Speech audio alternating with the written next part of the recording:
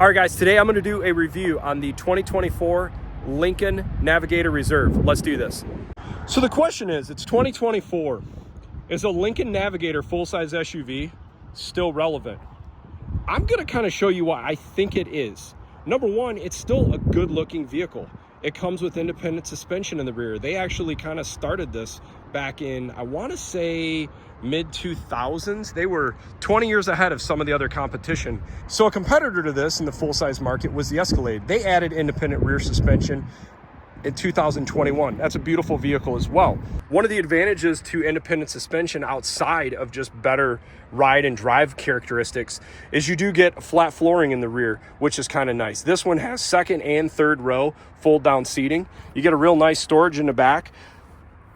This also has USB connectors for your second and third row passengers, as well as, if you notice right up there, the third row can recline. You also have some storage on the top. This model gets you the hard surface here, and I've talked about this in other videos. Ours actually has the Alcantara on the roof, or the suede, but I actually appreciate the hard surface here so it doesn't get scuffed when you're loading in and out luggage and whatnot. We look at the independent suspension on this. This is going to be interesting because we're going to follow this for 2025 model year and see if there's any changes as far as in the lower control arms or any suspension changes. And they made a refresh, I think it was in 2022, where they changed the headlight design. It used to go straight across. They also changed this area a little bit, but otherwise the vehicle's the same. It's still the same high output 3.5 liter EcoBoost. They also changed the wheels a little bit. All right, let's check out the interior. Not a lot has changed here. You still have the Revel stereo. Kind of see soft touch on the doors. Kind of got this wood surface here. You have, this is a feature that I think is kind of cool. You can actually extend and retract each leg independent. Is it necessary? Of course not, but it's darn cool. And you can see independent legs. Nice entry into this. These have the multi-contour seating, which I think is phenomenal. These are the most comfortable seats in a full-size SUV, and I've been in the Escalades, Wagoneers, Grand Wagoneers. And what's wild is they came out with this 6 years ago, and I still think it's class leading. Let's look at the payload on this model. 1,487 pounds, not too bad. This is a GVW of 7,650 pounds. So if we do some real quick math, this thing weighs almost 6,200 pounds. Pretty heavy. Storage in the doors, pretty good. Lots of cup holders. Let's take a look at the startup sequence.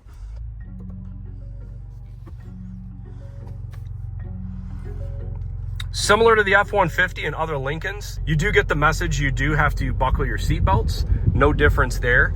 The gauge cluster is actually pretty similar to what it's been actually in the past few years. I don't notice much difference there. There are a few different options and a little different display, but overall that looks very similar to the prior years for the Navigator. But this is probably the biggest difference in the interior when you look from 2018 to 2024 is the center display area. This is updated with the new operating system, and it's bigger, and it actually looks a little nicer compared to, like, say, our Navigator. I do like this. I was kind of going through some of the different settings here. Climate on the side, I like that. I think that's kind of a cool feature. This also looks very similar to what you'd see on the Ford Super Duty or on the new F-150s as far as display information. I think the climate on the side is really nice. If we go into our audio, you still got all the same features here, just a little bit updated software. We go into settings here. You can kind of see your vehicle, different personal profiles, passenger seat, driver's seat. You can change your seating positions. And then obviously this has massaging seats as well, which is kind of nice, which I'm trying. It'll be interesting to see how the massaging seats on this feel versus the Nautilus. And one thing I'm noticing right here, it looks like it only massages the back now. It's not massaging the butt. That's interesting because our Navigator does the butt and the back. Now, if we go into ambient lighting, this does offer you different colors, so that's really nice. You can select through.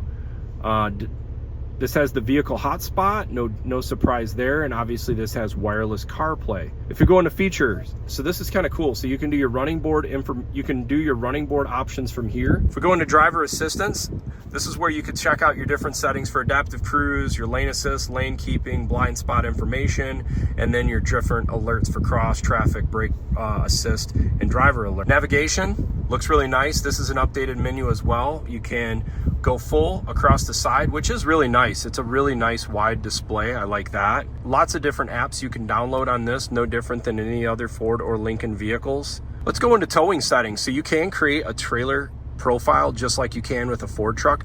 This one is not equipped with the trailer brake controller. I don't see it anywhere, but I'm sure you can add one after the fact. All right, let's look at storage in this. So as far as changes, you do have USB A and C wireless charging. I do like this finish though. This seems pretty nice. As far as the HVAC display and gauges, I don't notice anything different here. Storage in the center, very similar, nothing different there.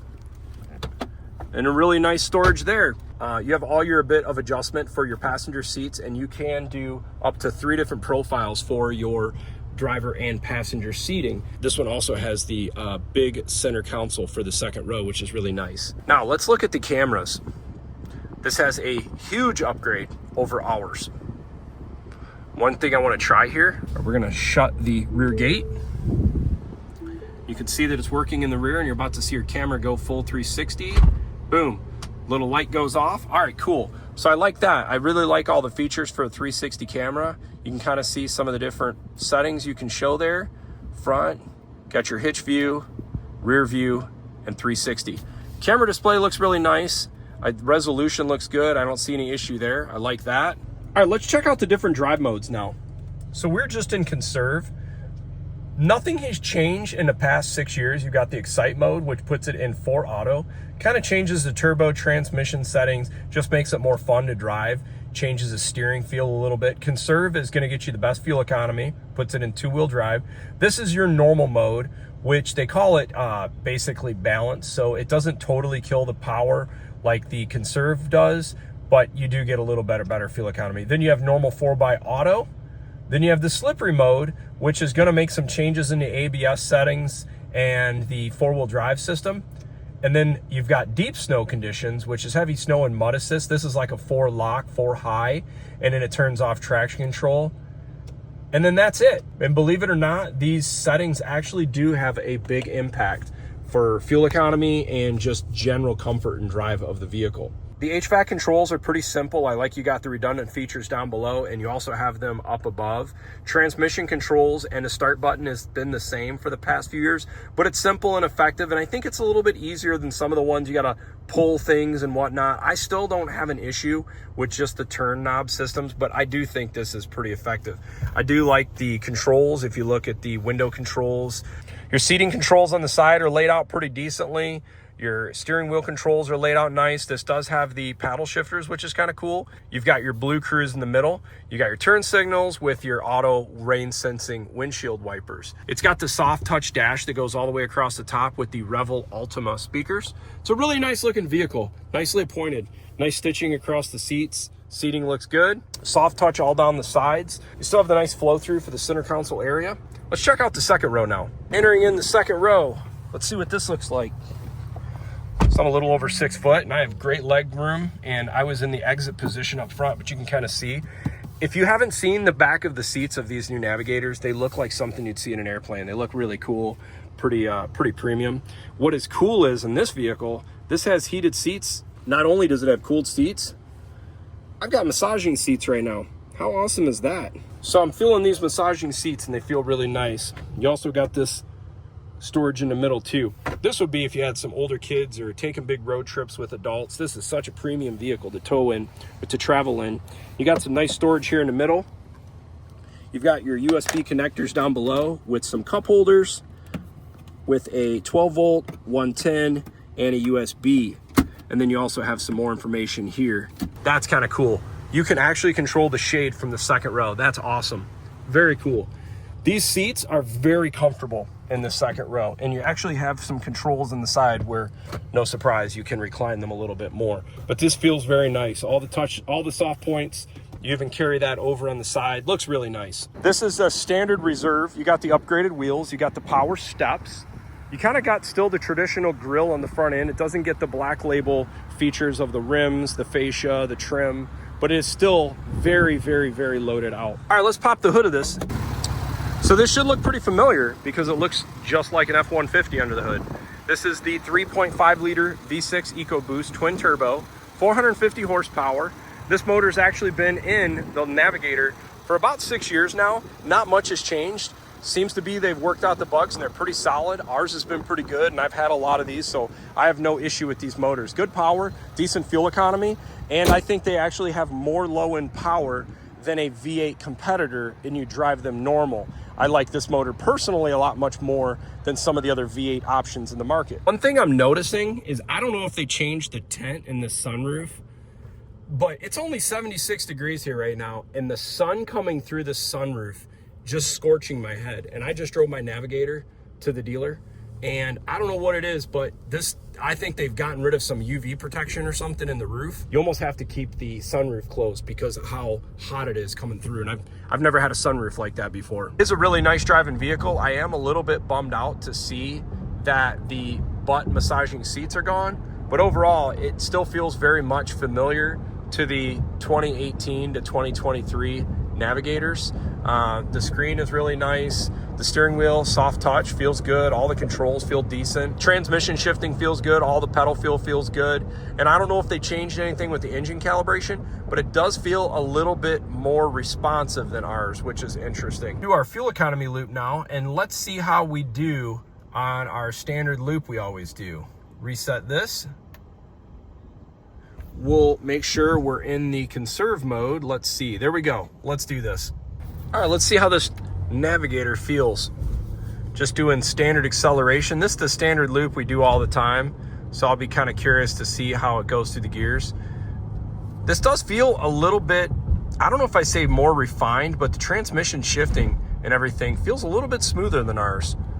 Wonder if they made some upgrades in 24 to the calibration and the transmission, but it does feel pretty good. How does it do going down the road? It does really good. This truck's awesome. The Navigator is awesome. This thing rides and drives really nice. Good sound.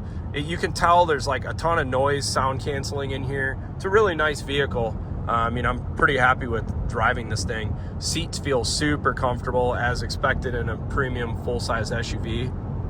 So coming at the halfway point, some things I've noticed. Ride and drive comfort's really good. Steering feel, brake feel, pedal feel.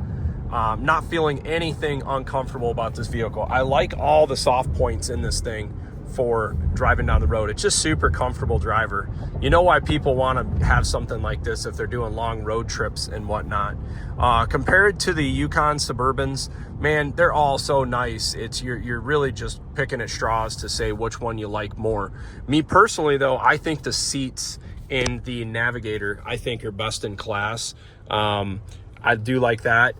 Gauge layout and everything. I would probably, you know, that's a toss-up between some of them. I really like the new Grand Wagoneer dash setup. Looks pretty sweet also. So I'm just gonna gently go into the throttle here, try to make the least amount of boost, just to kind of show you what the power feels like as you're accelerating. You can see right now I'm doing about 57, 58 miles per hour, and you can kind of see the RPMs. I'm about 1,800 RPMs right now, and it's still accelerating good. This is what I like about the EcoBoost. They make such good low-end power. You know, the V8s do a lot better. You can tell more at the 3,000, 6,000 RPM range. They feel a little stronger there. I typically don't drive like that. I'm not trying to be a race car driver. I'm typically in that 1,500 to 3,000 RPM range, and I think these EcoBoosts are a really pleasurable engine to drive. I also like that the powertrain is so quiet. You're not picking up any odd engine sounds as far as, like, you know, sometimes back, if you go back like 15 years ago or little less than that, I wasn't a big fan of how the EcoBoost sounded in the interior of the vehicle, but I actually think it sounds okay now. I don't notice anything. We're gonna try out the Blue Cruise and let's see how that feels. All right, now we got Blue Cruise activated. There we go, hands free. Nice and centered. You can see all the information in the heads-up display.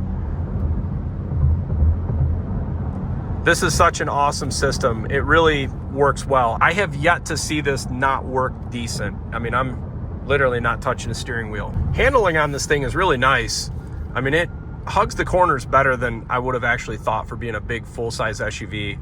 And actually, I think part of that is probably due to the 22-inch wheels. You get a little less roll in the tires. Let's see how the start-stop works right here. I don't know if you can hear or not.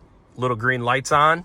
Engine is off right now. All right, gonna pull back in and finish up the loop. Let's see where we ended up at. 19 miles per gallon. Not terrible, actually, For how big of an SUV this is, that's kind of impressive. So here's the question. It's 2024. The Navigator in this generation has been out for about 6 years. It had a mild refresh in the last 2 years, but can it compete against the premium luxury SUVs like the Escalade, like the new Lexus, like the Grand Wagoneer? It's gonna be tough. I mean, I'll be honest, it's a tough and competitive market when you look at some of those other full-size SUVs. But I think what helps Lincoln compete in 2024 is these are discounted. Some of the others are as well. This 3.5 liter has been out for like 10 years, so it's fairly reliable now. They fixed most of the issues that loomed these in the past. Fuel economy is not bad. And I would go as far as saying, I actually think the Blue Cruise on this is one of my favorite hands-free driving, and it comes with this. I'm pretty impressed, and I think this is a pretty nice vehicle, even given the $106,000 price tag. Hey, thanks for watching. I hope you found this video helpful. If you do, feel free to like and subscribe. Have a good one.